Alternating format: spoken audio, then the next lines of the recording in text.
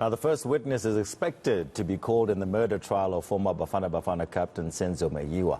It's almost 8 years since he was shot at his then-girlfriend Kelly Kumalo's mother's home in Vosloorus. Slindelo Masikane is watching this for us and joins us now from the North Gauteng High Court in Pretoria. Slindelo, very good morning. Hope you're well. Good to see you.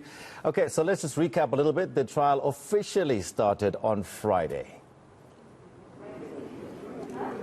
Indeed, we had the indictment that was read into the record, Tony. We know that the accused, which you can see, are seated in the dock. We're just waiting now on accused number 3 to make their way to court.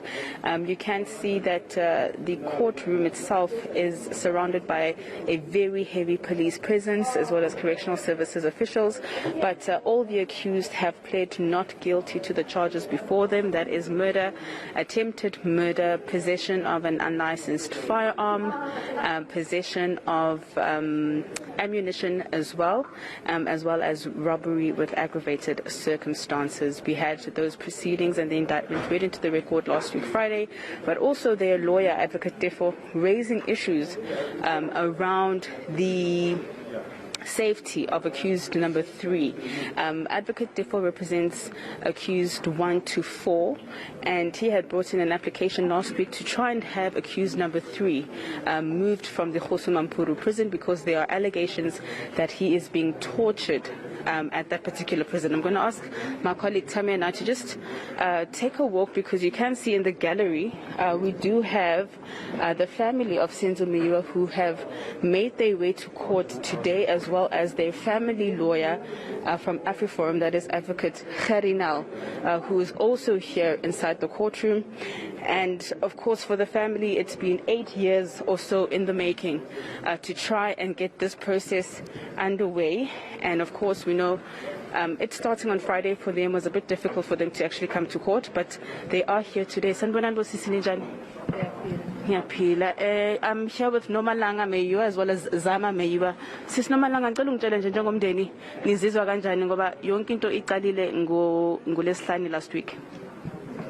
No, ngicabanga ukuthi sisizwa sinethemba kakhulu ukuthi njengoba seqalile mhlawumbe there is something futhi siyathemba ukuthi kukhulu esizokuthola, and to know ukuthi kahle kahle kwenzakalani, and also it's a relief from us ukuthi i-trial siyaqala. So we are hoping that there will be no delays until kube ukuthi kuyaphela, until nathi sithole closure as a family. Sizama uyababona laba abathi bayenzile lento bahleli lana, nizizwa kanjani njengomndeni? Njengamanje angazi, yazi mengibabuka njalo ngifika la uvalo mengibabona, because nakhona sisazi ukuthi ayinasitholanga abantu abarongi, ibona aba-right. Kubuhlungu kakhulu ubabona yazi. All right, that is Sis Nomalanga and Sizama Meyiwa, who are here on behalf of the family. You can see Sizama wearing a T-shirt with Senzo's face on it. You can imagine as a family that this has been a long time coming. I just want to get a few comments from Mr. Kharinal. How are you doing this morning, sir? I'm doing okay, thank you. And yourself? I'm good. It seems we finally seem to have some progress in terms of getting the accused here on time, and we're expecting the first state witnesses to take to the stand today. Indeed. I think there's lots of pressure on everybody concerned, the court, the prosecutor and all the defense advocates. I think society has indicated that this must now start. It's high time that this matter goes to trial, and they're in the limelight, so in the spotlight is on them to make sure that we start this matter and that it runs. You know, Friday we had a stop-start affair and very little happened, and we may have 1 or 2 applications this morning, but I'm confident that we'll get to the evidence today, and I think it's high time. Yeah. Mr. Nal, I mean, the defense has also brought some issues around the watch brief of Ms. Magdalene Monsami, saying that she's the eyes of and ears of a potential witness. Do you think there is an issue to that, because the judge still did rule against it?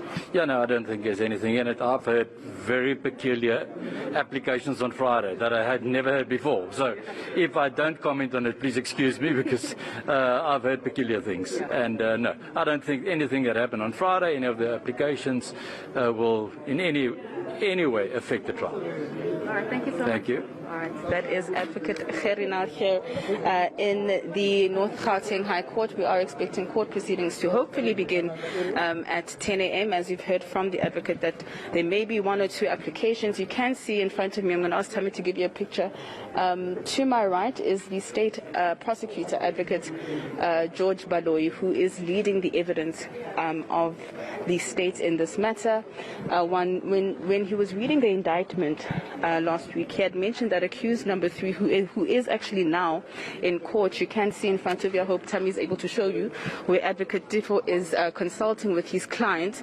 Accused number 3 is wearing a white shirt, and he's the last of the accused to arrive, but there was an application last week to try and have him moved from the Courtroom prison because of issues around safety. There are allegations that he's being tortured inside the prison, and that if he's not moved, then he may not actually make it out alive throughout this trial. But also to just behind Advocate Defo, you can see Magdalene Munsami, who is here on a watch brief for Ms. Kelly Kumalo, one of the victims' witnesses on that fateful evening. She was, of course, the girlfriend of Senzo Meyiwa at the time, as well as a mother to one of his children. And Magdalene Munsami is here on a watch brief to what she says to ensure the rights of her clients and to ensure that the trial moves along swiftly. So this is where we are right now, Tony. It is 9:53. Maybe I can try get a little bit closer to Ms. Munsami and see if she will speak to us just before court starts. Hello, Ms. Magdalene Munsami. How are you doing this morning? Good morning. Ambushing you once again. Of course, you're here on a watch brief. I understand, of course, your client watching these proceedings with a very keen interest. Yes, indeed. I think that there is a necessity that we are able to continue to watch. You have seen what transpired in court on Friday, especially in terms of the accused number 3, with respect to 1, the assessment being withdrawn. Secondly, the issue of the change of Kgosimampuru to New Lock.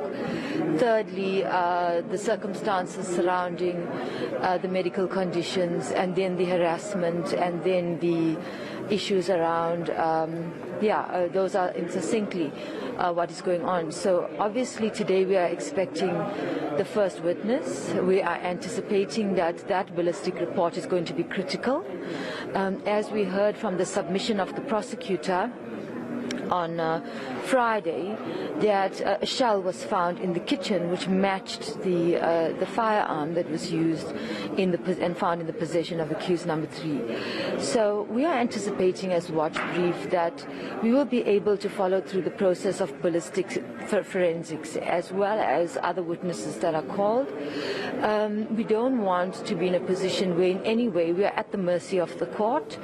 We are not here to interfere with the proceedings, but we are here to ensure that we are able to make the kind of analysis that is required for there to be a proper understanding that the procedures have been followed and that there is indeed a thorough process in terms of examination, cross-examination, and we can then understand where we stand moving forward in terms of the trial. Yes. Thank you so much. It's a pleasure. All right, that is Magdalene Munsami here at the North Gauteng High Court. And as you can see, Advocate Diffo, like I said, consulting with his clients, in particular accused number 1 and 2. And like I said, number 3 is the one who's alleged to have possibly shot Senzo Meyiwa, the gun which was positively identified as being the one that shot Senzo Meyiwa was found in his girlfriend's home, or the home that he shared with his girlfriend in Malvern. And so it's going to be quite interesting, I think, for South Africans, the Meyiwa family in particular as well, to see exactly how the dots are being connected in this case, and how all of these men are connected to the death of Senzo Meyiwa, because we've had a lot of conspiracy theories over the years, some saying it was a botched robbery, others saying that it was a hit. So we are expecting those court proceedings, Tony, to start at 10 a.m. All right, fantastic. Slindelo Masikane there reporting for us at the North Gauteng High Court in Pretoria. We await the second day of the trial of the murder of Senzo Meyiwa, former Bafana-Bafana captain, of course. You're watching